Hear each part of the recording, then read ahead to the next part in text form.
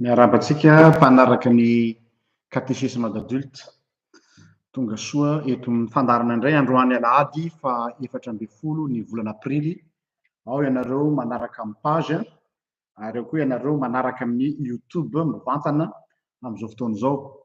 Naverina indray moa ny YouTube mba ahafahanareo manao téléchargement raha ohatra ka ilaina ny fandarana. Androantsika hiresaka ny hevitra izay efa navoaka taminareo ny lohateny ny hoe mpanao asa soa no sady point d'exclamation no point d'interrogation dia raha mamaly dia za tsy mpanao asa soa, tsia fa mpanao asa tsara, manao asa tsara. Mpanao asa soa no tsia manao asa tsara. Dia niteny tao anatin'ny statut ny publication tamin'ny maraina ny hoe ny olona rehetra afaka manao asa soa daholo, na ny bodo na ny adala, eny na ny mafia koa zany manao asa soa fa zadinonareo fa mahatonga ny mafia matanjaka be any amin'ny tany misy mafia reny dia satria zareo sous emprise zareo daholo ny any amin'ny bas quartier eo ambany fahefany daholo reny jomajomaka na mpamarako izy fitenany atsimo na jilahamboty amin'ny tanana reny dia izy no tohatra ny manome asa fianakaviana ray amanontolo. Zany hoe zay ny dika le parrain amin'ny mafia. Le parrain dia hoe izy daholo miatoka ny fiainan'le olona ao, mandony fatrano, mandony jiro, mandony écolage. Asa soa ve zany? Zany ny atao hoe asa soa fa tsy asa tsara. Donc ny olona rehetra no afaka manao asa soa. Eny na ny farany dalo ray-ndaly aza dia manao asa soa fa tsy manao asa tsara. Izay nuance zay no tiako hivoaka androany hoe za isika amin'ny maha olon'Andriamanitra antsika dia tsy filamatra mihitsy ny fanaovana asa soa satria tsy misy mampiavaka antsika amin'ny olona rehetra. Araka ny teny Jesosy manao hoe raha tsy mihoatra noho ny fariseho ny fahamarinanareo dia tsy azo ekena ho mpianatra ianareo. Dikany hoe mihoatra tsy hoe manao zavatra midépassé fa samy tena sasan'angy samihafa. Zany asa soa zany sy ny asa tsara. Dia nazavaiko teo hoe ohatra ry zareo mpanao asa soa dia tratra ny syndrome de sauveur izay idirantsika rehefa avy eo. Ao koa ny hoe manao zavatra izy satria misy fikendrena ahafahany dominer ny fiarahamonina. Dia iny le lazaintsika hoe ceux qui paient dominent. Izay mandoha vola sy izay manome vola no mieritreritra afaka s'imposer eo anivon'ny fiarahamonina. Ao koa ny misy olona manao asa soa c'est pour racheter une conscience.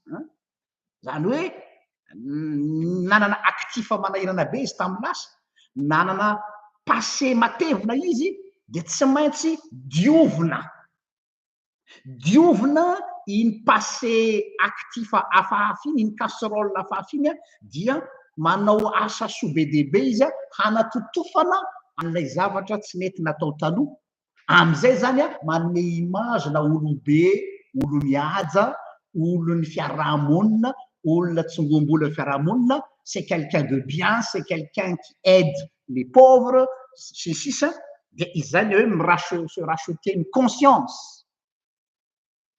Et tia expression ny foroniko ty ny mahazatra de hoe blanchiment d'argent zay moa ny tontolon'ny business fa eto ndray zany de manao blanchiment de mœurs zany hoe misy olona mpanao asa soa zany hoe manao zavatra ratsy izy misy zavatra tsy mazava ny ambadika any fa avy eo dioviny amin'ny alalan'ny fanaovana asa soa io bizina malotony io zay zavatra misy zany a reny fondation reny matetika tsy de mazavazava ny olona manangana an'ireny fondation reny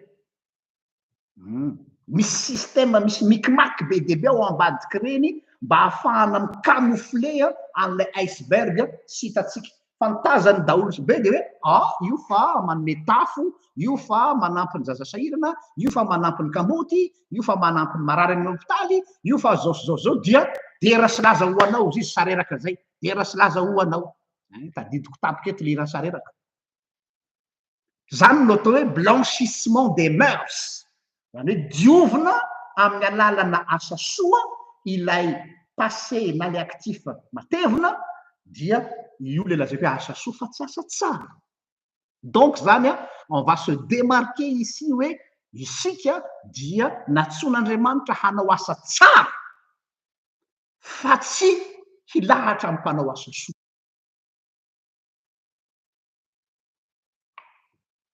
tsy andeha hilahatra amin'ny mpanao asa soatsika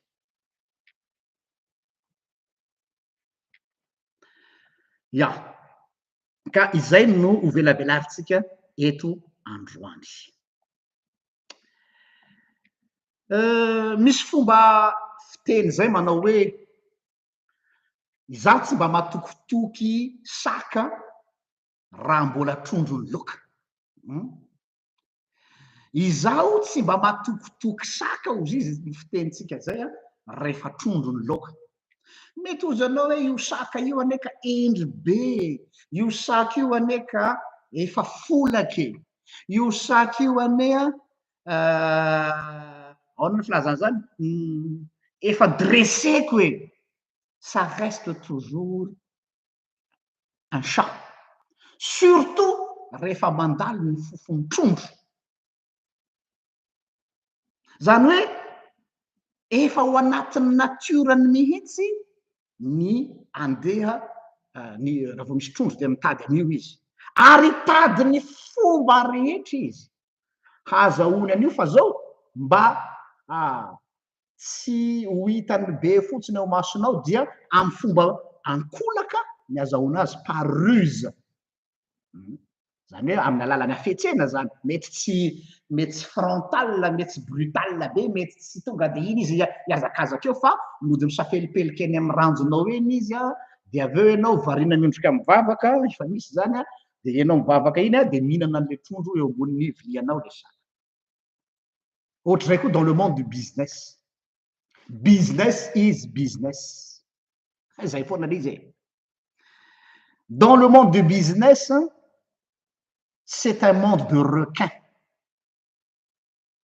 les capitalistes mahalala zany tsara na tiatsika na tsy tiatsika na itenany hoe olona mahafinaritra io olona mpanampy sahirana aty aminay io olona mpanao an'izao nanao an'izao business is business ary le monde du business c'est pas un monde de bisounours c'est un monde de requins zay zavatra anankiray zay dikan'izay raha monde de requin ny monde du business c'est rien n'est jamais gratuit tsy misy asa soa gratuit zany ary na reo œuvre zay lazaintsika œuvre caritative asa fanasoavana tsy fantatra hoe fanasoavana an'iza misy nanao fanangonam-bola zay fanasoavana ny mahantra nanao fanangonam-bola zay fanasoavana ny kamoty non fanasoavana ny tenany à travers an'le mahantra mbola idirako zay rehefa avy eo soigner l'image izy io le ataontsika hoe philanthropisme capitaliste misy domberiny zany eny mety mamatratra million izy mety mamatratra centaine de millions izy mety mamatratra milliard akory izy vao ny chiffre mivoaka zao tany États-Unis hoe ny chiffre tamy 2023 ny œuvre ny don philanthropie fotsiny natratra 200 milliards de dollars ary iza daholo ny olona anisany tena mpanao an'izany philanthropie zany dia le olona tsy ampozonareo sahala ny Rothschild sahala ry Bill Gates sahala ny ry zala requin rehetrarehetra ry Elon Musk. Mais vous croyez que ce sont des enfants de cœur? Heverinareo efa c'est pour les beaux yeux des pauvres de la planète. Ry Bill Gates zany ve nanangana fondation Bill Gates dia mieritreritra anao fa mampalelo anay le gasy tratrany palu any Antananarivo sy any Tenerife sy any Diego dia andeha hanao fondation zay mba fiarovana an'zareo amin'ny resaka paludisme. Mon œil. Il y a tout un système nisy olana mpianatra anay misy ahoana ny fomba fanadiovana vola amin'ny resaka blanchiment d'argent io tena io no fomba fiady tsara indrindra hanadiovana vola hanaovana asa soa anisan'izany ny resaka fiangonana ny fanadiovana ny vola any amina fiangonana reo fiangonana miorina tsy fatapatatra ao Antananarivo reo mampametra-panontaniana ary manao antso aveto ho an'ny ministry ny tsy fantatro population vezasa ministry n'inona mba jereo kely ny source de financement reo fiangonana hafahafa reo tsy manina nalazainareo fa mialina na manao sabotage. Je m'en fous fa izao il y a le monde de am'izao fotoana zao ao amin'ny philanthropie capitalisme misy olona mpanambola tsy te halala anao fa tonga dia hoe andao ianao manangana fiangonana eziela mba ahafahanay manao zavatra en contrepartie. Zahay zao mahazo mail hoe ahoana fa omena zao par semaine nareo dia zao no atao en page, on refuse. Ça existe. On est dans un monde de requins. On est dans un monde de requins. Si tonga am'le fiteny atao ahoana ny hijery voamasonjaza ao sy tena io voamasonjaza anao mampalailo indrindra no source de richesse ny zala. Donc arrêtez de jouer avec les émotions. Ka izy kosa ane mba manao hoe ina mba vitan'lahy elahy raha tsy mahavita izy raha mba manao zay les solutions de facilité zay fa on ne voit pas plus loin que son bout du nez aux vazaha zay hitany ambanin'ny orony ihany no hitany fa ny tsy fantatrao dia zao hoe domiko tapany andoherana. Donc eo zany le izy hoe ninninona œuvre caritatif azy ataony eo masqué daholo zany ohatra ny iceberg ary zany ho ano atao hoe philanthropie capitalisme. Raha par définition raha amaritra kely fotsiny tsika ny atao hoe philanthropie dia olona ny philanthrope dia olona miseho mody miseho tsara fanahy miseho ho naman'ny olona rehetra apparence hoe ami de tous les hommes zay raha par définition natao philanthrope. Bienfaiteur mpanasoa firenena mpanasoa vahoaka mpanasoa fiarahamonina. Protecteur tonga dia izy zany miseho ho mpiaro sy protecteur ny fiarahamonina ny philanthrope miseho iaho fa tsy tena izy tsindriko tsara le hoe miseho mpiaro ny fiarahamonina miseho mpiaro ny mahantra miseho mpiaro ny madinika fa tsy zany mihitsy fa ao ambadiky le teny hoe philanthrope efa misy sens péjoratif ao ambadiky zany fa rehefa tena halalininao sy rehefa tena dinihinao akaiky ireny olona zay miseho azo zay olona philanthrope reny dia tratran'le resantsika tery am-piandohana hoe syndrome de sauveur. Ohatrany ahoana moa le syndrome de sauveur efa nisy fotoana ny resantsika tamin'ny sahazana io zany fa androany izy velariko bebe kokoa. Le syndrome de sauveur na le syndrome de messie dia olona anankiray zay mamaritra ny tenany ho mpamonjy ny fiarahamonina na ny olombelona mitovy aminy kanefa tandreny jamais zany zavatra ataony zany ho désintéressé, jamais gratuit zany, oh que non. De mety hiteny anao non za tena nahita fa tena tsy misy tambiny, tsy misy zavatra angatahany aminay, tsy misy. Sur le long terme azadiny fa misy fomba miady mihitsy.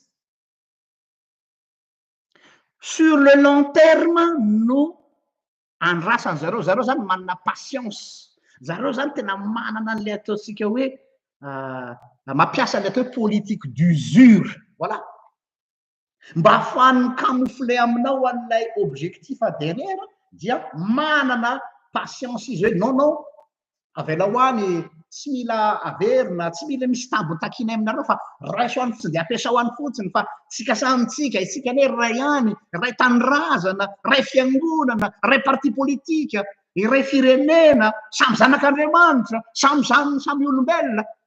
De beaux discours mampandry adrisa. Fa allez voir sur la durée, dans la durée ao anatin'ny fotoana maharitra, na tianao na tsy tianao atsingeriny aminao iny amin'ny andro anankiray tsy eritreretinao, amin'ny andro maharesy anao, na koa amin'ny tournant angeza be anankiray zay efa andrasany, parce que c'est pas un con, je suis désolé d'utiliser ce mot, c'est pas un con de jeter son argent à travers la fenêtre. Ny sasarany ane io vola io fa tsy azony fotsiny ohatr'izao ka hoe mirofona tamin'ny tany, ny aretany tory ange io vola io vo azony, mety nanaovany zavatra tsy mazava koa io zavatra io, hoe mety misy zavatra nataony tany, de anao ve mieritreritra fa omenanao fotsiny io sans contrepartie. Pour l'instant, non, pas demain, après-demain, après 10 ans, il est patient, parce que ny olona ohatr'ireny ny philanthrope dia sur le long terme ny stratégie fa tsy moyen terme na court terme. De am'izay mantsy ianao am'izay fotoana zay rehefa tonga le long terme, après x année na x mois na x jour, de ozy anao hoe resaka hafa mihitsy ty fa tsisy ifandraisany tamin'le sponsor nomeny anay tamin'ny fotoan'andro. Fotoan'andro tena nomeny mamaim-poana olon'Andriamanitra, olona tsara fanahy, c'est quelqu'un de bien, quelqu'un de bon, qui a un bon cœur. Mon œil. De am'izay anao zany efa mandeha ny volana, mandeha ny andro, mandeha ny taona, tsy tadidinao tsony iny, na koa hoe difotry ny fiainanao, de misy zavatra hoe tsika ane mifamonjy tam'ireny ianao mba mitady vonjy tamiko, de nivonjeko zao ndray zany mba mitady vonjy aminao. Grave be les retour à l'envoyeur am'izay fotoan'izay. Sarotra ao aminao am'izay fotoan'izay no anda, satria efa tototry le fotoana lava ilay izy. Business is business. Ary le monde du business, c'est un monde de requins. Quand le syndrome de sauveur mahazo an'ireny olona reny de zao hoe ho ataony ny fomba rehetra andresena lahatra anao hoe raha tsy misy ahy ianao dia potika. Zany hoe ho totofany fanampiana be ianao lazaiko eto hoe mety olona io, mety fikambanana io, mety fiangonana io, mety firenena io, mety association io, mety singan'olona ray io, na groupe ray na fianakaviana ray, ho totofana fanampiana tena farak'izay tsy azonao eritreretina mihitsy ianao, dia am'izay fotoan'izay ianao dia ianao ihany no resy lahatra ao anatinao hoe za raha tsisy an'ny olona io de tsy tafavoaka. Izahay fiangonana raha tsisy amin'ny le orinasa ohatr'izao de tsy vita ty fiangonana ity. Izahay fikambanana ao anana tsy afaka nandefa an'ireny ankizy ireny nanao vakansy, na nanao an'ireny ankizy ireny nanao zao raha tsy misy an'ny ranona sy ranona matretrety eto amin'ny firenena sy teto amin'ny tanàna. Mahomby io stratégie io, satria efa haut niveau ny resaka eto, fa tsy le zavatra madinidinika ty ambany tanàna am'ty. Zay le syndrome de sauveur, zany hoe am'izay fotoan'izay zany dia micréer izy atmosphère au niveau fiarahamonina hoe tsy maintsy milahy ianareo, donc vous ne pouvez plus vous passer de moi. Rehefa tonga am'izay stade zay izy dia tratrany ianao izy le hira zay, azony ianao. Il faut juste compter le temps, tic tac tic-tac, le compte à rebours, pour qu'il puisse déclencher la bombe qu'il a placée 10 ans passés, 5 ans passés, 2 ans passés, 4 mois passés.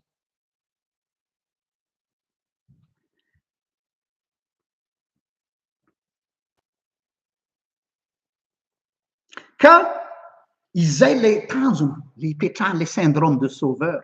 Ipetrahan'le syndrome de sauveur ananany emprise aminao ary zany na formana exploitation vaovao, néocolonialisme vaovao, fomba vaovao ahafahana manandevo olona mais par consentement. Hafa le esclavagisme taloha hoe na tianao na tsy tianao de tsy maintsy andevozika ianao. Fa ity indray ianao mihitsy no manolo-batana ho andevoziny ao anatin'le izy. Zay le tanjon'le syndrome de sauveur.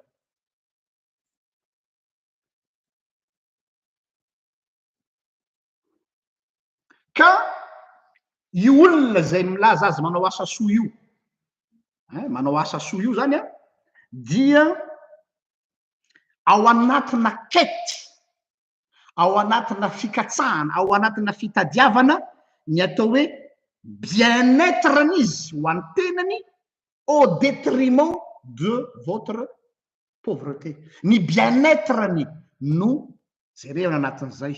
Tsy resaka fitiavana mihitsy zany, tsy misy idirany charité mihitsy zany, araka ny teny olona hoe tsara fanahy. Fa tsy miankina amin'ilay fatran'ilay fanampiana no ilazantsika azy fa olona tsara fanahy, fa miankina amin'ilay finalité. Ka io olona io na io fikambanana io na io orinasa io na io association io peu importe, dia aza sodokan'ilay zavatra zay atolony fa fantaro izay ao ambadiky ny zavatra atolony. Tsy ny acte amin'ny fanampiana no zava-dehibe fa le motivation. Io le lazainako foana hoe misy ny atao hoe motivation impure ary misy ny motivation pure. Io motivation impure tsy ho hitanao vetivety sur le court terme, fa mila manana politique d'usure ianao hoe jereo sur le long terme ny maha pure an'io motivation ny olo io na ny maha impure azy. Fa io miseho eny foana. Tonga am'le fitenin'ny ankizy hoe asehony karatra eny foana. On peut dissimuler, on peut mettre une masque, mais un jour, tôt ou tard, les masques tombent. Satria, il avait une autre motivation, un calcul bien fait dans sa tête.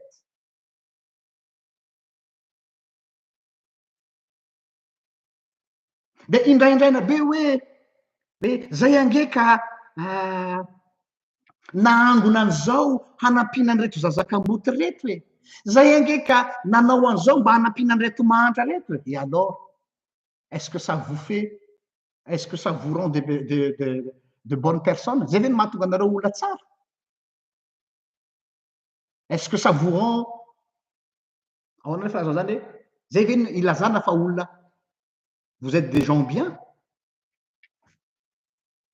La mafia aussi sait faire ça.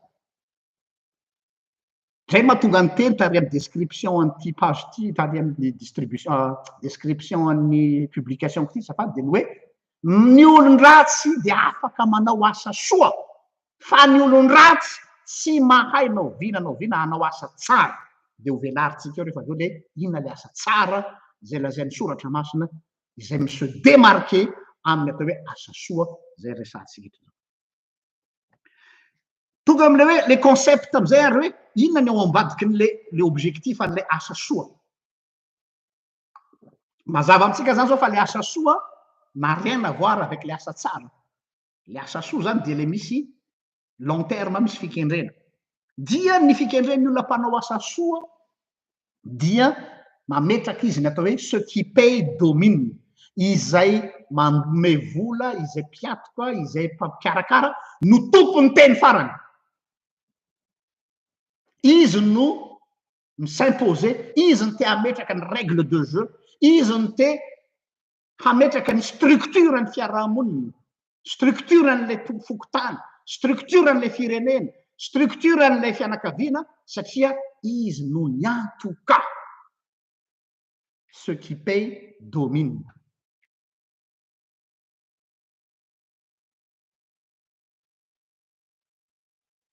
Mbola veriko ihany mba hiletika tsara ao anatin'ny saintsika, tazomy foana ho paramètre ao anatin'ny saintsika hoe businessman ny olona io na business woman io olona io. Donc jamais misy an'izany atao hoe charité désintéressée zany, tsy misy zany, fa karazana investissement à long terme io zay. C'est un investissement à long terme. Matoa ohatra zao ny Banque mondiale mahampindrana vola amitsika de hoe tsy averina tsy maika ny mamerina an'io ry vahoaka malagasy fa afaka 50 ans. Tsy babanao akory ny Banque mondiale, tsy endrinao, fa sur le long terme. Ary io long terme io tsy le fotoana farany amerenanao azy satria efa fantany fa tsy ho voalohanao io. Il a déjà tout calculé. Donc rehefa tsy voalohanao io de ozy izy hoe amidio tonga de rofinay reto tany reto, alainay reto trano-panjakany reto, alainay reto établissement public reto. Zay no niveaun'ny fireneny zay. Ôty au niveaun'ny fiarahamonina indray de ohatr'izay koa. Misy olona izay tena manana kajikazy ohatr'izany na amin'ny fiainan'ny olona privé io na amin'ny fiainana collectif fiarahamonina io, fantany fa tsy ho tafaverinao io. Satria fantany moyenao. Donc tsy vola very iny. Ianao mieritratra izy kosa ne pasteur efa fantany fa tsy ho vaveriko donc zany olona tsara fanahy izy. Kozy anao. Efa misy zavatra cibleny hafa ao aminao tadiavina. Tsy mila le vola izy satria investissement. Fa misy zavatra ao aminao zay efa nandrasany hatry ny ela fa tsy ho azony mihitsy raha ohatra ka izy mipropose azy aminao fa ity no lalana fahany mahazo an'io zavatra io. De rehefa tonga le fotoana de non iny fanapiko anareo iny fiarahamonitsika iny tsika taina samy taina fa mba ohatra mba mahafinaritra ry pomboninkazo io fa mba omeo aho. Manana capacité teninao ve ianao? Ataoko caricatural be izy fa azonareo ty katongavana tsy hoe pomboninkazo akory mitadiavana. Io pomboninkazo io nefa ny tena misy valeur sentimentale aminao tsy azonao arina mihitsy satria tsy le vidiny. Ary tsy retin'ny olona io zavatra io satria misy tantara be eo aminao. Io koa ny tadiavana. Am'izay fotoana izay ianao de vous serez obligé de brader, de céder parce que vous n'avez plus les moyens de dire non.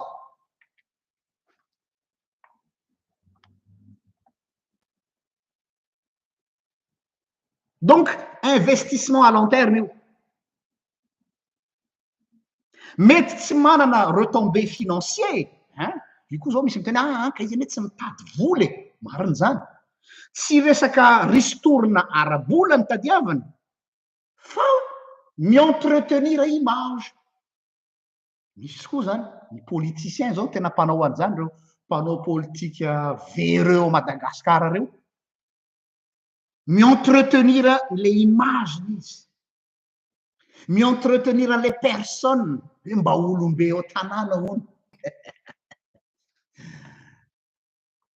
Satria miseho télé.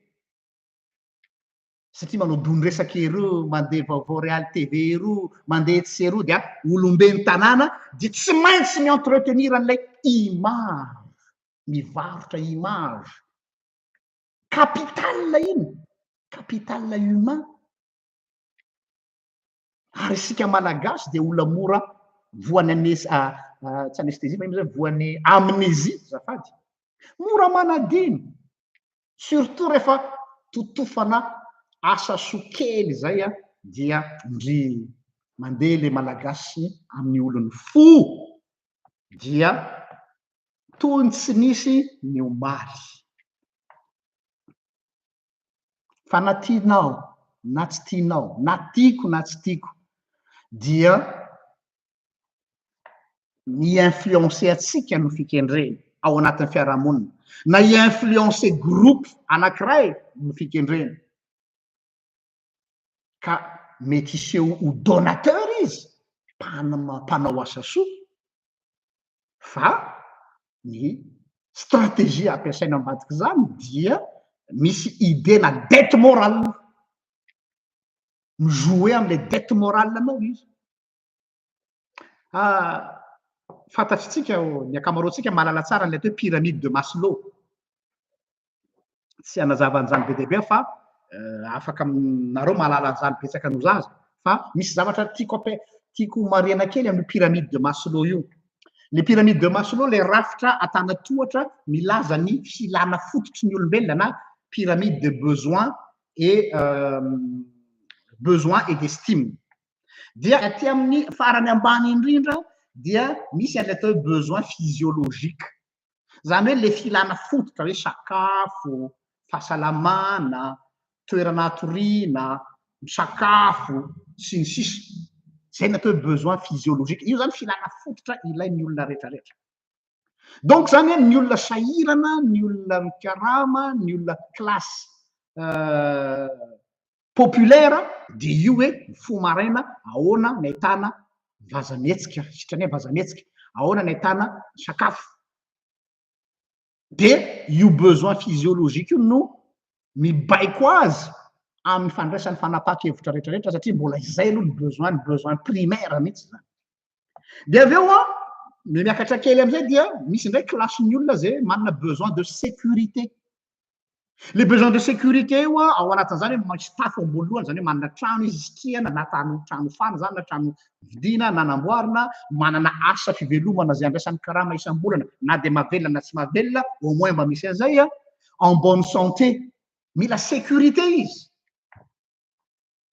Hatreo koa de mbola hitambarany saram-babe-bahoaka. Mais miakatra am'izay tsika de miditra amin'ny classe moyenne atenatenany. Izay hatreto aloha zany io resaka safady le besoin de sécurité, besoin physiologique io dia azo sandaina vola, azo vidina vola ary io no mampisy ny corruption. Ny corruption zany de tsy ho foana mandrak'izay satria tant que mbola misy olona manana besoin de sécurité, tant que mbola misy olona manana besoin physiologique dia na andeha ambaka ny lohanao aza na anirinify aza ny akoha na anangana rafitra tsara tohina atsika dia ny corruption tsy maintsy misy foana satria misy foana ny olona ty amin'ny farany ambany izay mbola mitady an'io. Donc io zany le atao hoe besoin fototra ka mbola azo sandaina vola ireo. Après am'izay manomboka eo ambonimbony am'izay manomboka olona vitsivitsy izy, olona voafetra de olona manana atao hoe ataontsika fa manana le besoin physiologique izy de manana le besoin de sécurité izy dia tonga am'le hoe besoin d'appartenance am'izay, se sentir mi-appartenir na groupe, ana fikambanana, fiangonana, association, religion, membre de karaté, membre ana boule, zany hoe besoin ilay le mi-appartenir ana groupe, dynamique de groupe. Satria nahoana? Satria ao izy no se sentir important am'izay. Misy considération satria ekeny le groupe, ekeny lay fiarahamonina. Avy eo miakatra indray dia tonga am'le besoin d'estime. Le estime eto am'izay zany zareo le mpanao asa soa matetika ao anatin'izy ity. Ny estime zany de le hoe reconnaissance, ahoana ny reconnaissance ny fiarahamonina hoe tena manana reconnaissance aminao zay rangahy. Par reconnaissance zany ane no mahatonga azavaiko aminareo hoe inona no mahatonga antsika malagasy tsy masahy manova mihitsy sur le plan politique à Madagascar. Satria tsika olony fo ary tavela am'le hoe ka mbola voafatotra le passé tam'le fiarahana, tam'le antoko na le olona dia ino no zava-dehibe amitsika. Jamais tsika zany ho tonga tahaka ny Sénégal izay nasahy nanova ny Ousmane Sonko sy izy hoana l'anty président Sénégal ty. Satria tsika matanjaka be le besoin d'appartenance tsika. isika samy avy any avaratra, isika samy avy any afovoantany, isika samy côtier, isika samy zao ry olo io nanampy amin'ny razam-betsika tao anana dia misy besoin d'appartenance dia misy estime dia apetraky ny ray aman-dreny raha mbola taranako, raha mbola zanako, raha mbola fianakaviako dia tsy mahazo miala amin'ny ranona fa ranona nasoan'ny razanareo dia mila reconnaissance na dia fatapoko fatam-pirenena raha fa olona tsy manjary dia satria voafatotsy les besoins d'estime, les reconnaissance dia io no lalavony ralahy amizay le mpanao asa soa entre guillemets. Manomboka eo amizay no miditra ry zalahy philanthrope, le mpanao asa soa. Eo izy manatena amizay domberina, zay le retour de l'investissement. Ka izy no mikarakara ny besoin fototra anao. Raha izy kosa mikarakara ny sécurité anao, efa nitononiko teo le sécurité, izy kosa mikarakara ny besoin physiologique anao. Vitsy ary azo isaina amin'ny ratsan-tanana ny olona afaka miteny hoe za tsy tratran'ny dette morale. Tena azo isaina amin'ny ratsan-tanana. Olona manana mokon-doha ary olona tena mijoro amin'ny hazo namosiny, tena azo isaina amin'ny ratsan-tanana ho no afaka miteny hoe non rehefa tokony hanao non izy. Ary io nefa fantatry zalahy philanthrope, fantatry zalahy mpanao asa soa dia ny masse populaire, ny maro anisa tsy maintsy tratra dia mety ataontsika hoe ao anatin'ny vahoaka 100 mety olona 10 raha maximum an'ina no tsy azo an'izay fa ny 70 isan-jato dia ao daholo ka tsy problème am'zareo na tsy azo ary le 10 fa efa eo am-pelantanany le 70 isan-jato.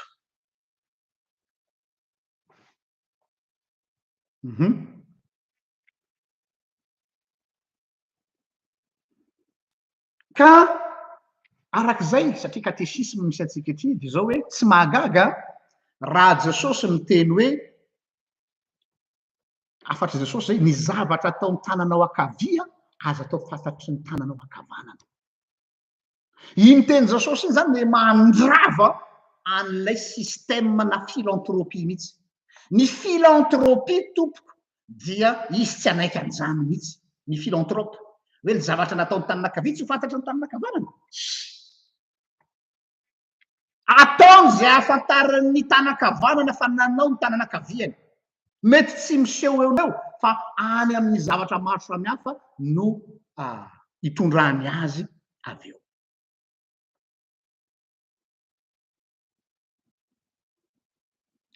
Ary izay mihitsy aza no kendren'ny mpanao asa soa fa tsy anaiky an'izany zavatra lazainy Jesosy zany mihitsy izy.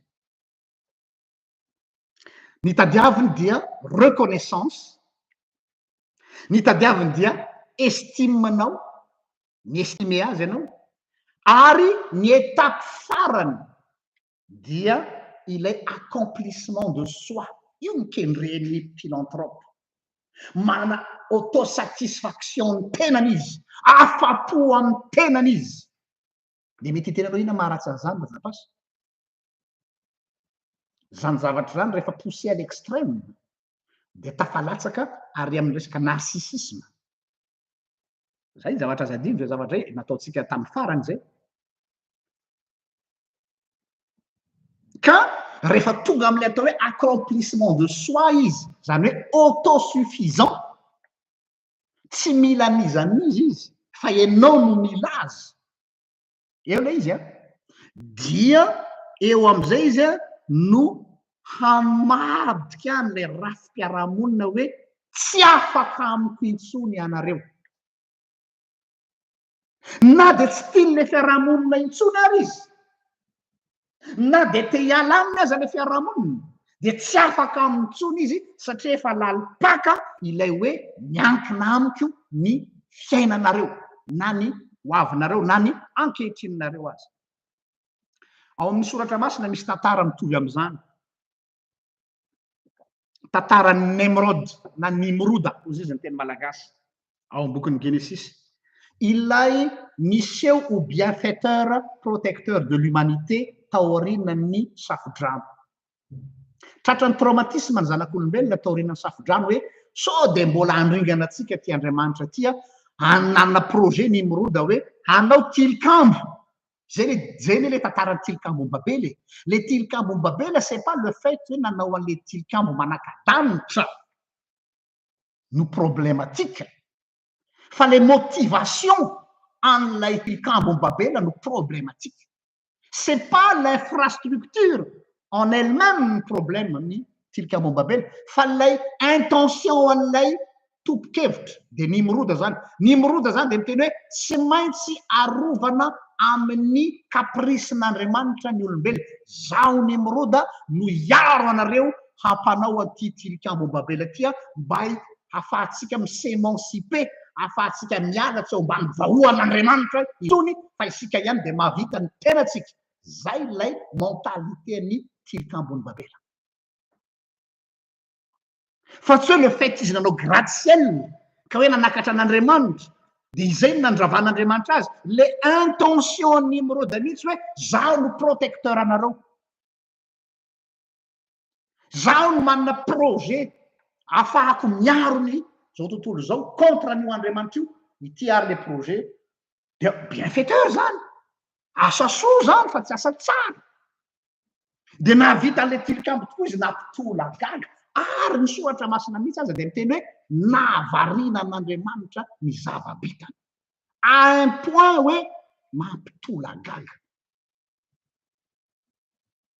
Donc raha jerenao amin'ny zava-bita de ozanao hoe 5-5 manome an'le besoin de sécurité zany Nimroda hoe miaro ny ain'ny olona izy ko inona maratsy an'izany elahy tsy mahavita izy nahavita miaro ny aveniran'ny olona izy amin'ny sakafo satria izy manao le tilikambo de efa hodolo zavatra hoe inona maratsy an'izany elahy tsy mahavita izy mahavita. Zay ny tazan'ny daholobe ty ivelany amin'io tilikambo fa Andriamanitra nahalala ny intention Nimroda hoe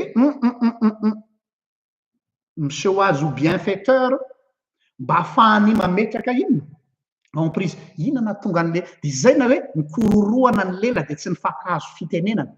C'est pas le fait hoe tsy nifankahazo teny fa métaphore le izy azadiny fa ny tilikambo Babely de c'est une métaphore. Métaphore le izy hoe raha tsy nisy korotana teo anivon'le fiarahamonina teo raha ohatra ka mbola hoe sous l'emprise ny olona anankiray ny fiarahamonina ray manontolo dia catastrophique. Averiko indray raha mbola sous emprise n'olona anankiray miankin-doha amin'ny olona anankiray na amina société anankiray na entité anankiray ny daholobe catastrophique zany. Donc solution rapide tsy maintsy atao zay aparetaka an'reto olona reto mba am'izay fotoana zay tsy eo ambanin'ny fialian'ilay Nimroda intsony. Zay lay antony. Satria ositsika ceux qui payent dominent. Ahoana indray ary reo le olona manao asa tsara, asa soa satria ny fikendreny de ositsika koa hoe se racheter une conscience. Manao zavatra izy mba ahafahany racheter une conscience. Manao zavatra izy mba ahafahany manao blanchissement, ça fait dire blanchissement de mœurs. Blanchiment de mœurs, pardon.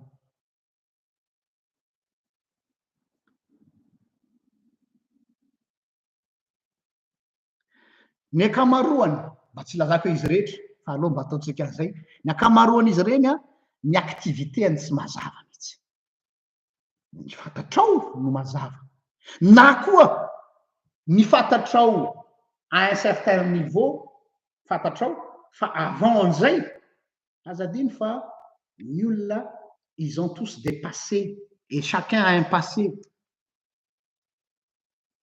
Des hommes problème manenjika azy ny eritreriny à un moment donné dia miezaky izy monsieur racheter tsy hoe monsieur racheter hoe manonitra fa mividy conscience satria le conscience tsy milamina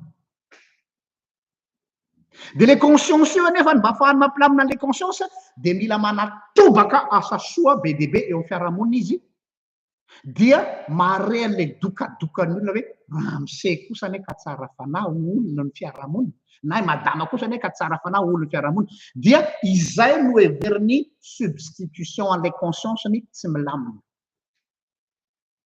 zay le miracheter conscience zay le manao blanchiment de mœurs ary ity ny zavatra mampamey sy mampalahelo tonga hatramin'ny fieritreretany olona io hoe rehefa mahavita be ho an'Andriamanitra aho sponsor officieln'ny fiangonana izy rehefa mahavita be ho amin'ny asan'Andriamanitra aho dia akipon'Andriamanitra ny masony tsy nahita intsony ny zavatra nataoko tany aloha azadiny fa Andriamanitra mamela heloka manaiky aho Andriamanitra mamindra fo manaiky aho fa Andriamanitra tsy manakipon'ny masony amin'ny ota fa matoa izy zay ny zavatra ataon'Andriamanitra de mamafa ny heloka oui condition tokana ihany no mahafafa ny heloka dia ny fibebahana marina fa tsy ny fanaovanao asa soa be deaibe atototra ao misy tadidiko le ray aman-dreny anakizay fa maty izy eo am-pialaninainy izy dia natsona zahay ohatrany hoe mampiomana azy zany hampivavaka azy de tonga teo alohan'io ray aman-dreny io azy de miteny taminy hoe vonona ve ianao hiatrika an' Jesosy am'izao ora farany efa hialanao eto am'ty tany ty zao vonona ve ianao hifanatrika an' Jesosy de zao navaliny io ray aman-dreny be io anahy eo amorony varavarakely izy tam'izay fotoana zay ny fandrinany de nisokatra ny varavarakely de tazana avy eo amin'ny varavarakely eo tilikambon'ny fiangonana eo am'le tanàna misy anay de ozy mantsy anahy hoe hitanao paster izy ry tilikambo ry fiangonana ry io tafon'ny fiangonana io tilikambon'ny fiangonana io zaho no nanao an'io za hoe ia mahafinaritra kosa zany ray aman-dreny nahavita be ianao fa tsy zay ny fantaniko za tsy niteny aminao inona ny zava-bitanao io izy miezaka amy se racheter conscience izy io izy fa tady hividy an'Andriamanitra ary io le tena fahavetavetana eo mason'Andriamanitra le manao an'izay zavatra zay mihitsy za tsy nanontany anao ray aman-dreny hoe mba firy ny fiangonana vitanao firy ny vola laninao nanamboarana fiangonana fa ho za hoe vonona ny fanatrika am' Jesosy ve ianao rehefa hiala eto am'izao oro sy fotoana zao tsy valinao ny fanontaniako fa ny zavatra lazainao ampy de hoe za navita an'io fiangonana io mais c'est déjà une réponse pour vous dire hoe mieritreritra le olona fa rehefa nanao an'izay izy dia misokatra ho azy ny vavadiny lanitra azafady raha mandria ny vahoaka madinika no azonao vidiana ny fanjakana no azonao ko anaovana corruption ny fokotany sy ny maire sy ny député sy sisa no azonao fitahana sy vidiana fa Andriamanitra tsy azonao vidiana fa misy zany eto aho dia azo torabato amin'ny olona zay tsy d'accord amity zavatra fa ho lazaiko eto satria eto mbola veriko indray tsy mitady followers ary na orinan'ity fandarana ty ara hiala nareo se désabonné noho ty zavatra ho teneniko androany ty de tsy mampaninona tompoko fa tsisy tsiny tsisy alahelo fa zaho rehefa misy zavatra homaniko ohatr'izao dia zay tandrify ahy de teneniko tadidiko tsara misy vanim-potoana teo anivon'ny firenetsika le hoe fiaraha-miasan'ny fiangonana sy ny fanjakana raha jerena ety ivelany le izy diozotsika hoe tsara be zany miara-miasa ny fiangonana sy ny fanjakana tanakavisy tanakavanana miara-miasa ny fiangonana dia fanohitra ho amin'ny fampandrosoana ny firenena développement mais manatombotsoa Jean-Luc indraindray manahirana ho za hoe ça sent mauvais de ozy indray ry zana paster anamiko tam'izay io indray lahy tu vois du noir partout zay moa navaliny olona anaty tamin'ny zananao publication ianareo efa simba ny lohanareo fa tsy mahita afa-tsy ratsy ny sainareo ok andao aro fa zany ratsy loha andao aro fa zany ratsy saina fa eto lazaiko anareo hoe il y a jamais de gratuit zany amin'ny philanthropie fa misy domberina any afarany soady de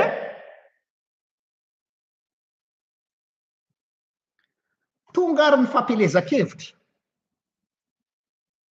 tateorina x-temps apteorina novorina daholo ireto pastera tamin'izany fotoana zany ho hiditra ao anatin'ny comité de soutien an'ity candidat ity deo zao hoe io arina lao a natsy an'le namako rehetrarehetra zaho any lazay ny lisany fa ratsy loha izy amin'ny lisany zao a no sanda zao ka mba mila mifampitsinjo ane mila mba mifampitsinjo fa mba nahazo kosa tsika mba nikarakara ny fiangonana zao azafady ho a za tsy mivarotra ny fizokiko tena nahazo tokoa zahay zao a de nahazo mihitsy vita ny pompy eo tokotanin'ny fiangonana de misotro rano ny mpiangonako rehefa mirava ny alady maraina tany ambany vohatra tena isaorako azy ary tena makasitraka tena tahin'Andriamanitra ianao sy ny ankonanao fa tsy misy ny fanarahantsika hoe rehefa tonga ny fifidianana de tsy maintsy miditra ao anatin'ny comité de soutien ianao zany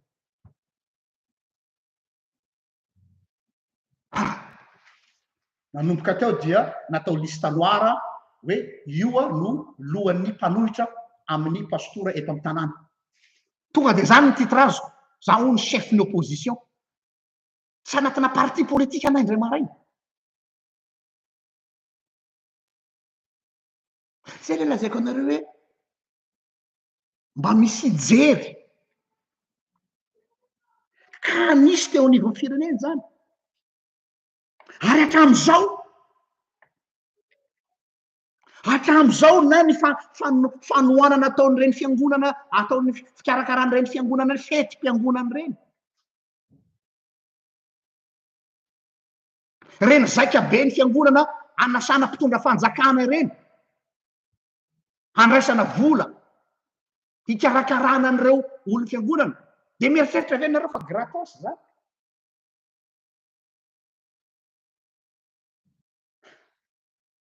sananareo nio aminareo izy hanome volanareo mianakavy pour vos beaux yeux tena marina mafy aleoko mahanitra tena marina mafy aleoko mitrongo vahoamana tena marina mafy aleo za tena baika zay le terme aleo za vendrana tsy maninona nomezany zala rehetrarehetra aiza zay zao izy efa navita village sasany manana 4 sasany manana nivarotra mahazo sarety sasany manana je suis fier tel que je suis pauvre mais je suis droit dans mes bottes et on ne m'achète pas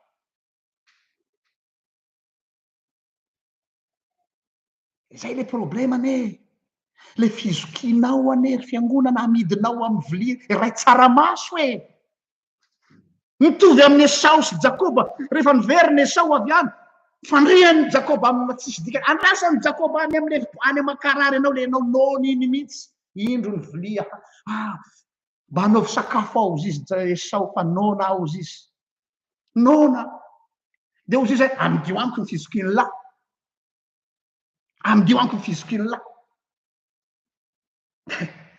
de ozy izy Esau hoe tsina koa le izy fizokina any fa mba meo fa nona dia inona zavatra nitranga nomeny tokoa le izy nividiny lafo zany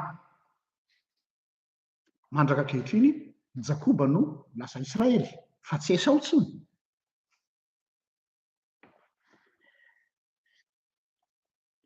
ka zay mahatonga amiteny amitsika hoe takalo patsa vidim-pihinanana le retsy tsy mba matokotoko saka ho aza rehefa trondro ny loka mbola veriko ihany zay zavatra zay ka mamperitreritra betsaka koa ny kristianina ny mpino kristianina mieritreritra fa hividy an'Andriamanitra amin'ny asa soa atao. Misy finonom-poana tsy haiko zany any amintsika kristiana, misy croyance populaire tsy fantatro hoe avy aiza izy io, hafahafa tsy hay hoe avy aiza fa hoe rehefa mahavita asa soa maro dia équilibreo zay zany raha tsy vita antony aloha ary diovon'iny asa soa ataon'iny ny zavatra-dratsy nataony tany aloha tany zafady. Misy manana zany croyance zany. Ary io fisainan'io no lalaovin'ireo fiangonana sasatsasany mba ahafahan'izy ireo mikapteny reny olona mpamatsy an'ireny. Tadidio tsara fa misy reny fiangonana mahay maka ny volanareo reny, fantany tsara io besoin-nareo io, fantany fa ianareo businessman ary businesswoman nanao zavatra tsy mazava de mitady fanadiovana conscience ianareo, de zaranareo misy mpitondra fivavahana mipromettre anareo hoe rehefa mahavita be ho an'Andriamanitra ianareo dia faly aminareo Andriamanitra. Tsy miteny direct an'izay izy fa misy fomba kolaka hitezany an'le olona dia normal le olona tonga de zao milaza anareo pasteur no miteny anareo eto mianatra psychologie fa tena tsisy dikany am'ireo olona reo, fantatry ireo olona reo ny besoin nareo, les besoins d'estime. Peut-être que vous êtes des milliardaires, peut-être que mampanontany oro mihitsy ianareo fa vous avez un point faible, vous avez besoin d'un estime. Ary besoin d'estime anareo io fantatry zalahy io fotsiny anodolana anareo dia rava an-tsena.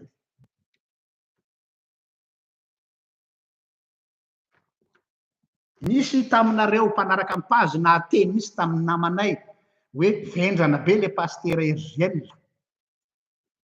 Ataoko mazamialatsiny aminao rahalahy fa de avokako eto le izy. Sanatria koa hoe manitsoka anao fa zarako ary anao ny tena zay. Vendrana be le pasteur Hergiel izy fa io zavatra zay lazainy izy de omeny maimpoana amin'ny paziny io. Za tena vendrana, za daika. Tena daika fa aleo za daika tsy maninona. Aleo za imezany olona hoe inona koa zay pasteur kely io tsy maninona fa je dors bien la nuit. Mety mihinana sombo mofo maina kely ohatrin'iny fotsiny indray andro ampy azy zay, ça me réjouit. Fa tsy tia akory no anaovako zavatra mba hamitahako ny vahoaka an'Andriamanitra. Fa io besoin d'estime anareo io mitandremy ianareo fa tsy ampy ahodikodiny zalahy amin'io raha tsy efa tratrany azy. Satria manana an'izany daholo ny olombelona rehetra. Matoa io nataony olona théorie amin'ny pyramide de Maslow de misy dikany.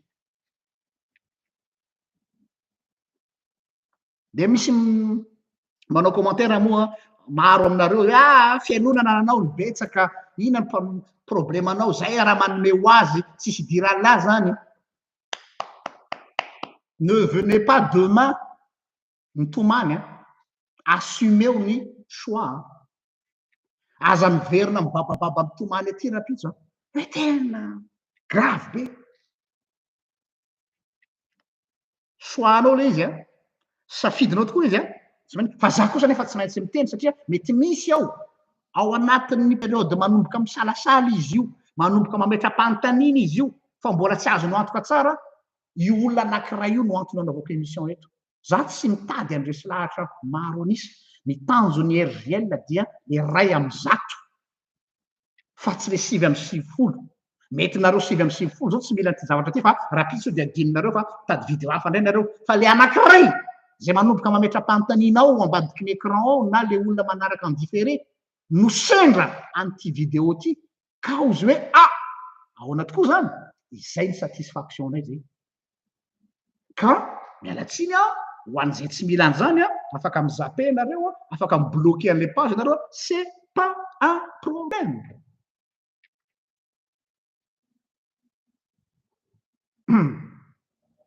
de manameloka moa ny olona hoe mialina ony ianao a mialina an'ireo olona mpanao mpafolo-kare zafady fa lasa omezako le izy tsy le fait hoe manome ny tokony problema tsy le fait hoe manome ny problema fa ny tena olana ngezabe na souci ngezabe de zao le zavatra malsain ao ambadiky le izy de inona le zavatra malsain ao ambadiky izy joevanao aminao le sentiment de culpabilité lalaoviny io ny fond de commerce lalaoviny amin'le évangélisation marteau pa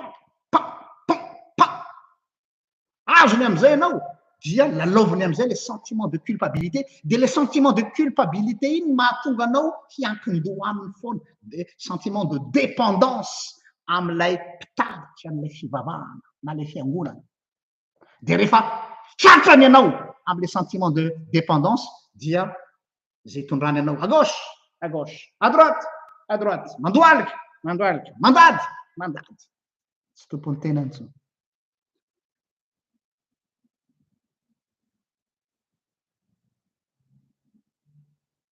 ary subtile be le izy subtile be le satria ny stratégieny de zao eo no mahavoafitaka ny maro hoe satria anao nahazo be dehibe tamin'Andriamanitra rakoto sy rabe de tokony hanome ho an'Andriamanitra ianao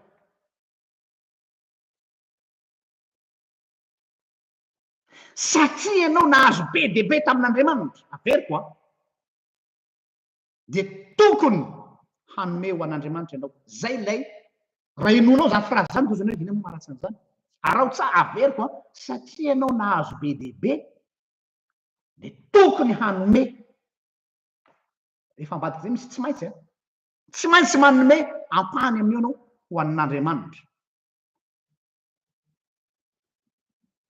fa ny tena izy fa manakaikaiky an'le tena izy io frazy io fa tsy io no izy de le fehezanteny Davida ao amin'ny salamy fahaenina amby folo amby zato andininy roa amby folo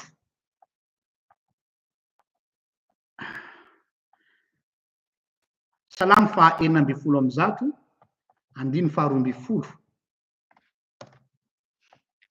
de zao no voalaza ao hoe ny anaran'i Jesosy inona no avaliko an' Jehova no soa rehetra natao tamiko de io zany hoe ampita ao am'le frazy lazaiko tary am-boalohany mitovy ve reo tsy mitovy averiko le frazy teo aloha satria ianao nahazo be dehibe de tokony hanome ho an'Andriamanitra ity frazany Davida aty inona no avaliko an' Jehova no soa rehetra natao tamiko Andriamanitra tsy mitaky aminao Andriamanitra tsy mangataka aminao Andriamanitra tsy manao dette morale aminao Andriamanitra sanao satria nitahiko be ianao de tokony hanome dipany sy mitady aminao izy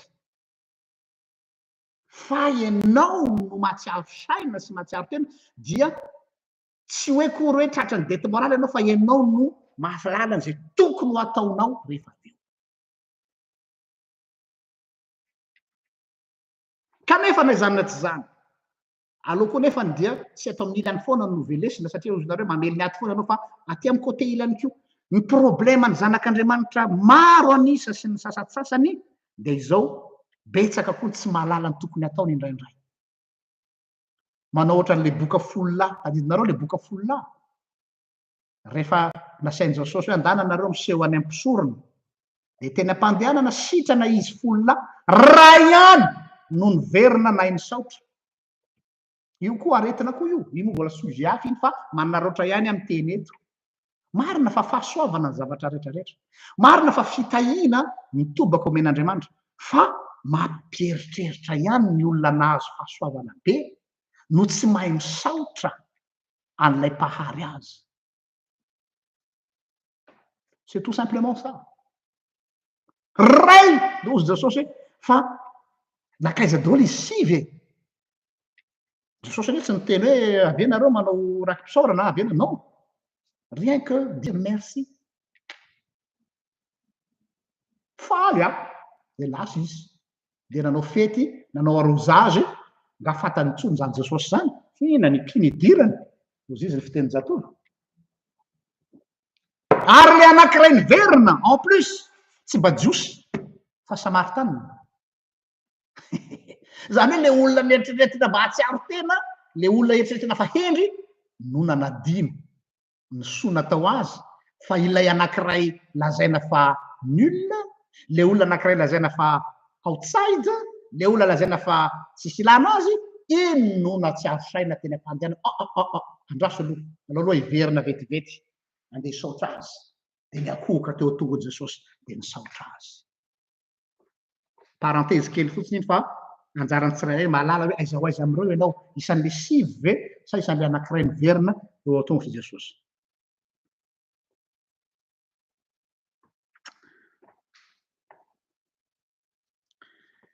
Misy tenin'ny ray aman-dreny anankiray zay pasteur Daniel Rajakoba mety manaraka nyty fandarina ty izy fa eto Europe izy am'izao fotoana zao kopakopa tananao ray aman-dreny pasteur Daniel Rajakoba anisan'ny ray aman-dreny nanabe anay zany amin'ny lafiny fifoazana tsy adiniko mihitsy ny toritenin'ny dadato Rajakoba tamin'ny fotoana andro tamin'ny Fort Dauphin amin'ny isa-taona fanokanana mpiandry ao amin'ny tobiny ny lava faradofay ozy izy hoe c'est pas normal ozy izy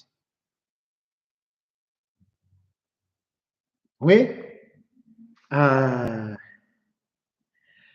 c'est pas normal izy hoe olona anankiray ozy izy zay milaza fa ny fony de azon'Andriamanitra kanefa ny poketra ozy izy midigadana folo zay misy l'expression teneny dadato za tam'izany fa tsy adiniko mihitsy zany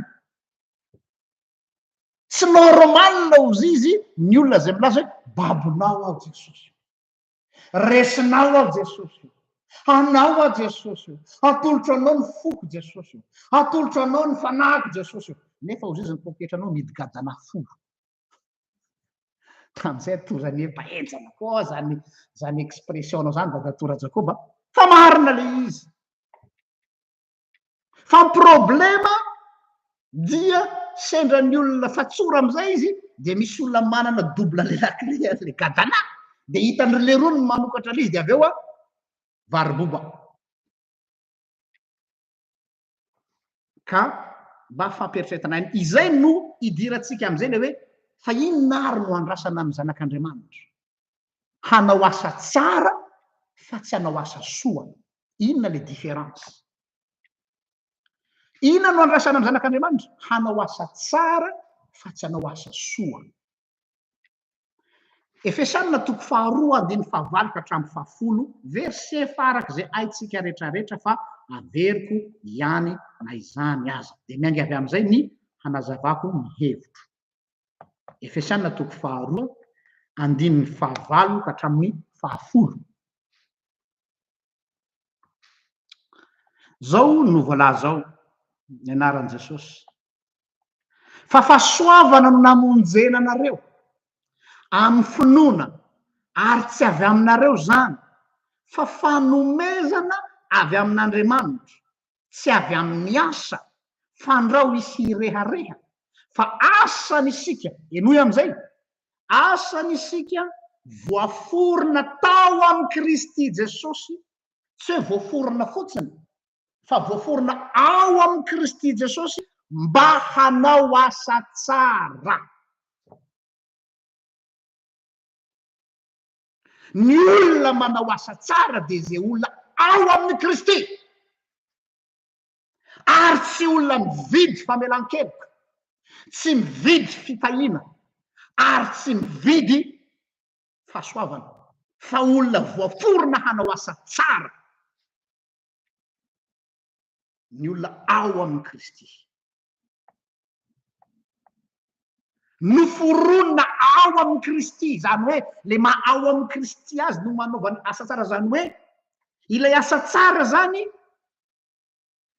tsy resaka hoe option fa zavatra ça va de soi le izy zany hoe io texte io zany mamaritra azy tsara hoe ny mahasa tsara azy de asa vokatry ny finoana fa tsy asa natao hitadiavana sitraka amin'Andriamanitra. Asa vokatry ny finoana fa tsy asa natao hitadiavana famonjena hidirana ny lanitra. Asa vokatry ny finoana fa tsy asa hitadiavana fitahiana. Satria bebe ny maneritsehatra hoe rehefa mafoy be ho an'Andriamanitra dia misy tamberina be bebe ho an'Andriamanitra. Raha mbola izay ny mentaliténao manao ny asa dia tsy voaforona anao asa tsara ianao, fa mbola le olona nivelan'ny Kristy manao asa soa fa tsy manao asa tsara.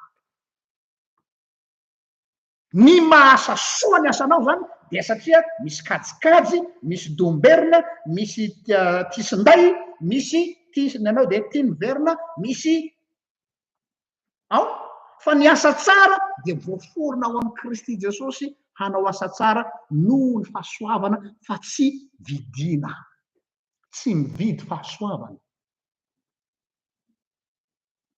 Apiko amin'ny teny amin'ny Abakoka zay haitsika loatra, na dia mandiso fanantenana aza ny oliva, na dia tsy mamotsina tsony aza ny aviavy, na dia maty daholo ara ny ombam-pahatra, izaho dia mbola maninona ozy hifaly an' Jehova ihany aho.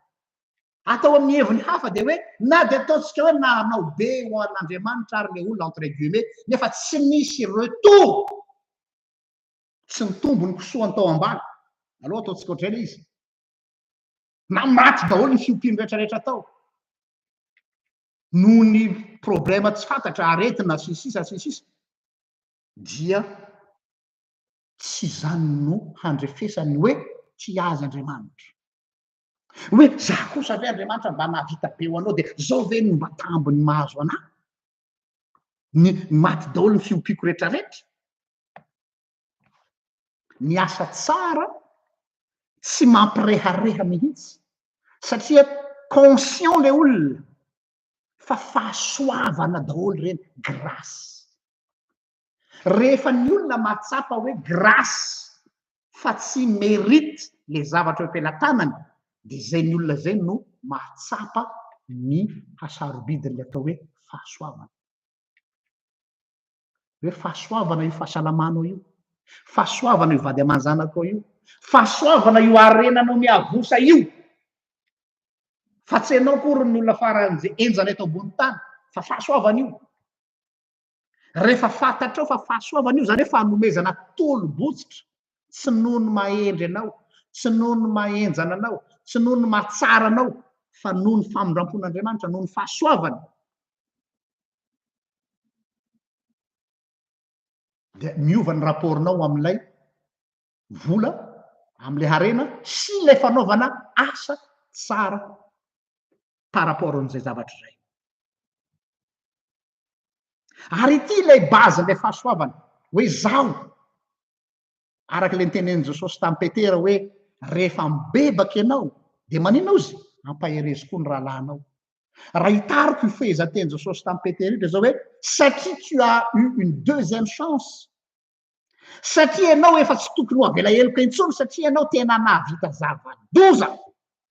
Nefa namindrako fo, nefa namelako heloka, dia izay fahatsapako an'izay le hoe deuxième chance nomen'Andriamanitra zay, na deuxième chance na troisième chance tsy fantatro tsony, fa ataontsika hoe les chances de repentance. Izany no moteur manosika manao ny asa. Raha tsy zay ny fahatsapanao hoe voavela heloka no manosika anao manao zavatra, dia corrompu ny asanao. Motivation impure ny motivation anao, satria mbola mitady reconnaissance ianao zany.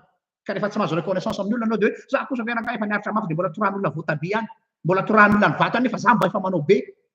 Tsy mandeha amin'ilay motivation pure ianao zany fa mbola mandeha amina reconnaissance. Raha tsy le fahatsapanao fa voavela heloka ianao ary namindrana fo no manosika ianao manao zavatra dia mbola hidofotra amin'ny rindrina ianao. Izay le asa tsara. Donc tsy le zavatra ataonao no mikaonty fa ilay antony mahatonga anao manao azy. Tsy le fikendrena fa ilay antony.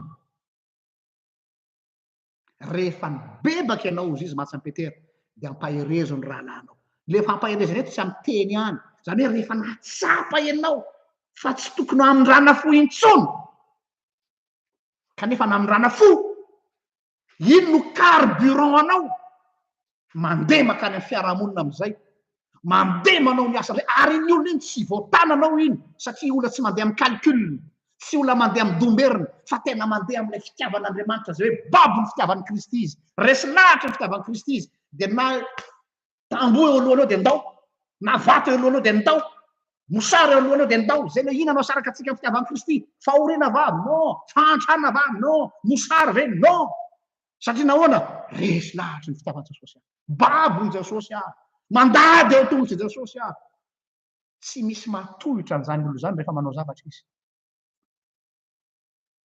satria izy tsy mieritreritra résultat izy tsy mieritreritra finalité izy tsy mieritreritra reconnaissance izy tsy mieritreritra domberina fa izy miteny hoe zarako aza ny fidin'Andriamanitra hanompo azy zarako aza mbola nomen'Andriamanitra fitokisana hiaraka aminy io no entiko manompo azy amin'ny zavatra rehetra tsy voatery ara-bola ihany fa amin'ny resaka fanompoana an'Andriamanitra izay le asa tsara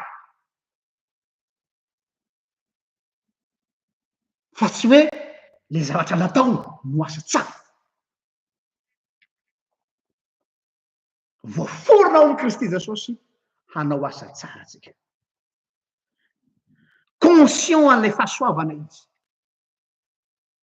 ary io grâce io le fahasoavana zay no raisitsika amin'Andriamanitra io de tsy misy mihitsy attente personnelle na misy retour andrasatsika avy amin'Andriamanitra sy avy amin'ilay olona zay anaovantsika azy na le fiangonana na le fiarahamonina na le antokon'olona fa ho fakasitrahako ho fanatim-pisaorana an'Andriamanitra eo anatrehan'Andriamanitra nanaovako izany donc ny zavatra zay ataotsika ny zavatra zay ataoko tsy ataoko ho an'Andriamanitra ty koa de ahitsiko ty ataovy hoana tsy manao asa ianao ho an'Andriamanitra Andriamanitra tsy mila ny asanao mety marary ny sofinareo zao lazaiko zao Andriamanitra tsy mitady aminao any Jehova mitantso zay rehetra eo aminy ataon'inona ny volanao ataon'inona zay fahasalamanao ataon'inona zay mba taonanao kely io il est l'Éternel anaozy izy ny biby rehetra ny anala ataoko ino azy ny fanatitrareo zany tsy zany tenen'i Jehova tamin'ny zanak'Israely ataoko ino io jabora io tanareo le zanak'Israely mitondra fanatitra de hoe manompofona miakatra n'Andriamanitra de mieritreritra ny zanak'Israely faly Andriamanitra fa miakatra ny fofony fanatitra ataoko inona ny fanatitrareo ary namoaka teny misy Andriamanitra amin'ny boky ny mpaminany Amosa hoe mamonamonainahy ny fofony jaboran'ny fanatitrareo fa ny fotorotoro sy mangorakoraka no ilaiko aminareo ozy Andriamanitra ianareo babo ny fitiavan'ny Kristy io no force ary rehefa io no moteur manosika ny olona amin'ny asan'Andriamanitra tsy misy matohitra olo io na misy botifosy na tsisy botifosy alleluia foana zay le izy tsy tananao io olona io satria babo resiny Jesosy tanteraka izy zany tenen'ny Martin Luther tamin'ny fotoana farany alohan'ny hafatesany resy Luther rehefa resy izy fantany fa il risque gros ho faty labosa ela iady amin'ny papa tamin'izany fotoana zany ela iady amin'ny institution ngeza be io potika eo ela ozy izy Luther na de mitovy amin'ny isan'ny tafo kapilan'ny Roma zao izy ny isan'ny devoly miandry j'y vais tsy hoe olona mafilo marina fa rainy boto zany allemand Luther zany tsy hoe be mokondo tsy hoe matikamy tsy hoe be hampo fa resy zany ny olona resin'ny Jesosy tompoko resiny fitiavana malahelo ny reto olona mahantra reto izy hoe miexploitena reto olona reto ny fitahana tamin'ny fampianaram-diso tsy zakany zany tsy maninona raha izay mitambiny ka ny aiko azy ozy Luther j'y vais droit je vais me jeter dans la gueule du loup ozy Luther zao tsika mibokany tombotsoany daholo ianareo manaraka ny catéchisme d'adulte za eto zao ianareo protestant rehetrarehetra raha tsy nisy zany Luther babony Jesosy zany tsy nisy ianareo tsy nisy za tsy nisy zao fiangonana zao zany ny atao hoe asa tsara satria tsisy kajikajy ho azy intsony fa entiny alahelony noho ny fahantrany olona sy ny fitiavany an'Andriamanitra izay naharesy azy. Ka ho iaho hoe miasa soa vitan'ny olona rehetra zany. Tout le monde peut en faire, tout le monde. Ary mahavita mihoatra noho isika pino aza misy pino. Aza mieritreritra ianao fa ny olona hoe ny aterany hoe mahavita tsara lavitra noho tsika. Ny ate mahavita tsara lavitra noho tsika. Donc tsy zay mihitsy fa Andriamanitra tsy mitady zavatra ho atsika fa ny ho an'ireo olona ireo. Zay na zay rehefa mibebaka ianao iny teny Jesosy amin'ny Petera iny atao filamatra dia ampaherezony rahalanao. Tsy zany no mila ampaherezinao ozy Andriamanitra. Tsy zany no mila anaovanao déclaration d'amour be ozy Andriamanitra. Tsy zany no mila anaovanao hoe andeha hanao voady amin'Andriamanitra, andeha hanompo an'Andriamanitra, andeha hanao dekona, andeha hanao mpiandry, andeha hanao paster. Tsy mila an'izany a. Fa ny rahalanao ory, ny anabavinao ory, ny firenenao mahantra, io no tokony mamparary ny tsinainao. Fa raha mbola tsy makarary ny tsinainao zany dia mbola asa soa nataonao fa tsy asa tsara. Izay eto ny asa soa vitan'ny olona rehetra, ny asa tsara zay babon'ny kristiany no mahavita an'izany.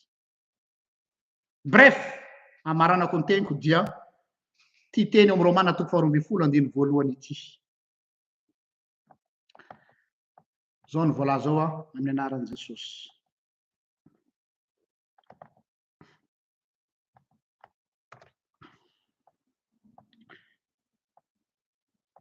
Koa am'izany mangataka aminareo aho rahalahy noho ny famindrampol'Andriamanitra mba ho atolotrareo ny tenanareo ho fanatitra velona, masina, sitrak'Andriamanitra dia ahoana fanompom-panahy mety ataonareo zany. Zany hoe ninona fanompom-panahy ataonao tsy no mikaonty. Tsy ilay zavatra ataonao no mikaonty ao anatin'Andriamanitra, fa ilay ianao fanatitra velona eo aminy. Ianao aloha no tadiavin'Andriamanitra, zay vao nivolanao.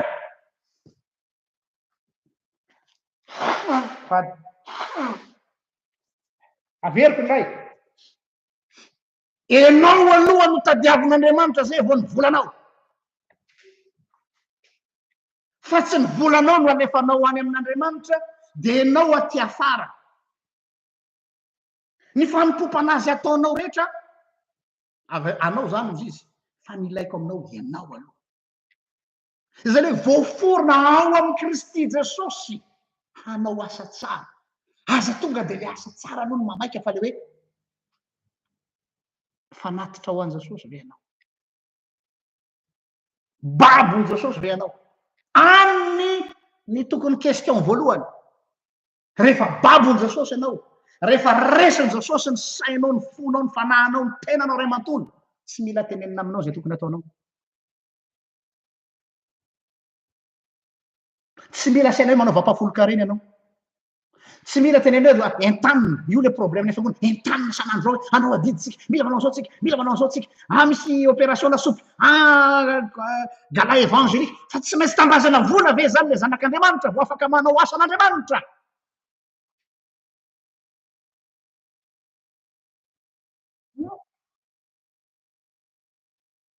Tsy maintsy tambazana vola ve ny zanak'Andriamanitra vao afaka manao asan'Andriamanitra. Tsy maintsy mihinana keky zay vao afaka manao ny asan'Andriamanitra.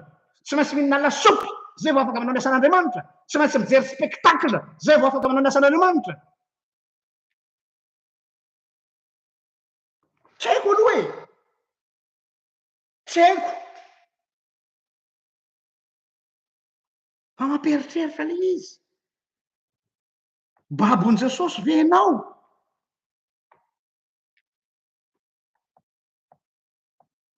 Dia lasa tereko masaka fotsiny zao le farany. Atao daholo zao fanentanana rehetrarehetra zao.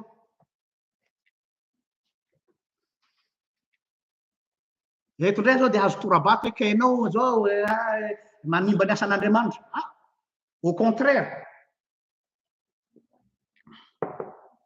mety hanova zavatra be deaibe eo amin'ny fiainan'ny fiangonanareo zany. Mbola averiko indray, Andriamanitra tsy mitady zavatra avy aminao. Dieu n'attend rien de moi, Dieu n'attend rien de toi. Iza moa ianao no Andriamanitra miandry anao e? Qui es-tu? Mais qui suis-je? Andriamanitra tsy mitambezo aminao zany. Andriamanitra tsy manao tatreraka aminao zany. Anao sisy tamin'ny Joba. Avy ianao Joba, ianao mitabataba amiko. Taiza ianao tamin'ny zanahary ny kintana sy ny masoandro sy ny volana. Taiza ianao tamin'ny zananao Henri. Taiza ianao manao tsy nisy ianao dia efa nisy aho. Donc j'ai pas besoin de toi. Mais c'est toi qui as besoin de moi. Sao dia adinonao zany. Ary adinontsika zany indraindray amin'ny kiasan'Andriamanitra ity. Vitan'Andriamanitra samy rery ny asany. Tsy ampitambazina izy. Fa voninahitra voninahitra ho anao, miatsony anao hiaraka aminy hanao ny asany ao anatin'izany rehetrarehetra zany.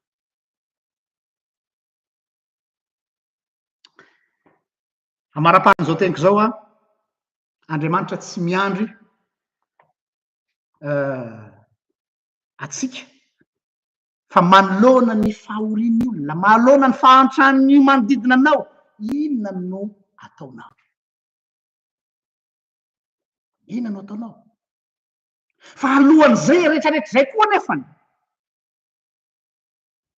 apetrao tsara aloha ny fanontaniana amin'ny tenanao fa maninona ianao no manao zany? Aza mandainga amin'ny tenanao mihitsy. Fa maninona ianao no manao an'izany?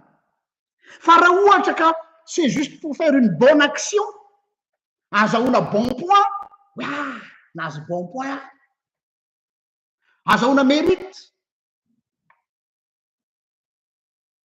fa tsy don de soi. Nan'Andriamanitra don de soi, natolo ny tenany ary tsy misy andrasany aorian'izany. Dia amarana ko azy dia ilay hymne à l'amour, ilay hoe fanevan'ny fitiavan'Andriamanitra, le haitsika loatra fa averiko eto Korinthiana voalohany toko 7:10 sy hatramin'ny 7. Haitsika fa tsy fantatsika ny dikany dia aloha mba averintsika eto le izy. Somary lavalava fa tsy maninona fa mahatsaratsika le izy mazava. Tamin'ny voalohany tsy azoko ty Korinthiana voalohany 13 ty inona ary moa zany ny atao hoe fitiavana, nefa le olona ito rehefa manolotra ny tenany hodorana. Mbola inona koa ny tadiavin'Andriamanitra, sao dia mba mila voatsiary kosa ary le Andriamanitra, sao dia mba trop kosa le Andriamanitra. Eno tsara ary dia avy amin'izay zavatra rehetrika rehetrarehetra zay no solomaso amakitsika an'ity 1 Corinthiens 13:1-3 ty. Zao no voalaza zao, na dia miteny amin'ny fitenin'ny olona sy ny anjela zao kanefa tsy manana fitiavana dia tonga varahina maneno sy kipantsona mikarantsana aho. Misy anie tena olona mampandra, tena mampatory atoandro mihitsy ny fomba fiteny ny fikarakarana hoe tena mikarakara ny olona reto ay. Hoy zany hoe ndry tsisy olona tsara fanahy ohatr'izany manao fitenin'ny anjely. Tsy ohatran'le zalahy anankiray le manao fitenin'ny anjely mampomena akory. Parenthèse kely, fa le manao fitenin'ny anjely mahababo fo, mahay milalao ny émotion-ny olona, mahay manao teny marevaka. Tsy zany ny atao hoe fitiavana. Ary na dia manana faminaniana zaho ka mahalala ny zava-miafina rehetra sady manana ny fahalalana rehetra. Hay mpaminany, prophète, ina dao ny titre rehetra. Ary na dia manana finoana rehetra zaho ka mahafindra tendrombohitra, mahavita miracle. Kanefa tsy manana fitiavana dia tsinotsinona. Ary ity amin'izay ary le 7 zay tena maharary ny mpanao asa soa rehetrarehetra. Ary na dia omeko ho an'ny malahelo aza ny fananako rehetra, andao arerina zany carnet de chèque dia foanako ny compte amin'ny banky, 1 milliard atolotro ho an'ny mahantra na ho an'ny fiangonana na ho an'ny tsaiko hôpitaly zay tsy haiko zay ataontsika rehetrarehetra. Na dia atolotro ho an'ny malahelo aza ny fananako rehetra. Dia zany hoe fa tsy fitiavana ve zany? Non. Io le lazaiko anareo hoe tsy ilay asa tao no mahasa soa azy, ary na dia atolotro dorana azy ny tenako oly eretsy miexagere paoly zany a na dia atoroko dorana azy ny tenako rehetra nefa tsy manana fitiavana dia tsy mahasoa akory zany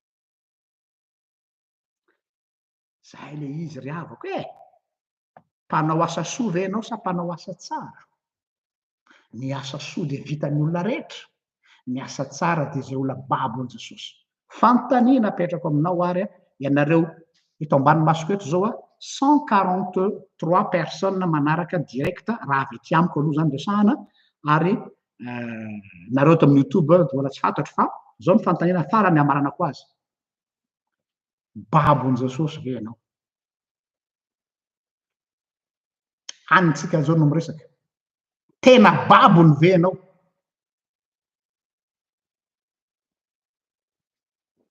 valionao anatin'ny lohanao zay valionao anatin'ny sainao zay tiavan'izao Andriamanitra ao amin'ny fonao rehetra sy ny sainao rehetra ary ny fanahinao rehetra ary ny herinao rehetra vitanao zay mazava aminao zay izy zao miteny hoe tiavany namanao tahaka ny tenanao ireo didy roa reo izy no iangonan'ny lalàna rehetra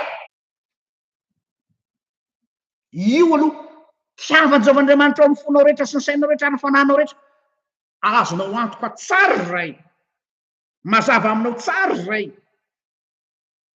ianao vao manomboka amin'izay hoe fa izy ary ny ralahako io ary izy ny anabaviko voninahitra ny ao an'Andriamanitra zay azy hatramin'ny taloha indrindra ka ho azy mandrakizay vavaka sika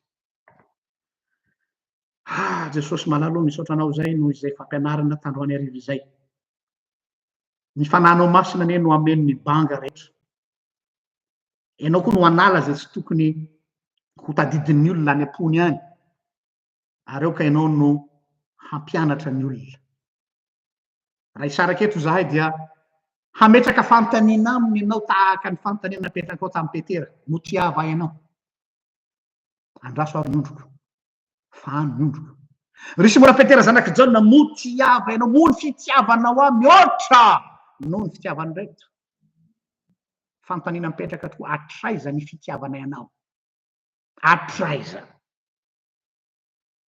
ny dera ny laza ny voninahitra de ho anao rery andry Andriamanitra izy ianao hatramin'ny taloha indrindra ka ho anao mandrakizay amen eny ary tompoko dia sameta in'Andriamanitra mirary soa antsika rehetrarehetra dia manome fotoana anareo ho amin'ny manaraka indray veloma tompoko